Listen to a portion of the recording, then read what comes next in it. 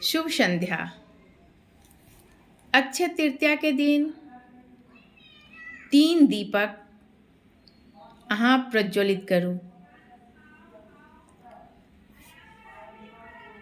दीपक में सरसों तेल दऽ दियौ आ तीनू दीपक में जे छै 2 गो साबुत लौंग आ नीचा में अक्षत जहाँ अहाँ प्रज्वलित करबै दीपक। तो सबसे पहिने जे भगवान के स्थान पर अहाँ दीपक प्रज्वलित करू। दोसर जे छै मुख्य द्वार पर कनिक अक्षत नीचा में राखि के अहाँ जे छै ओ दीपक प्रज्वलित करू। तेसर जे छै रसोई घर किचन ओहिठाम जे छै एक जग में अहाँ जग में जे छै जल भरि के राखि लिअ आ ओ जग के पास जे छै अहाँ दीपक प्रज्वलित करू। नीचा में कनि अक्षत राखबै आ दीपक प्रज्वलित करू।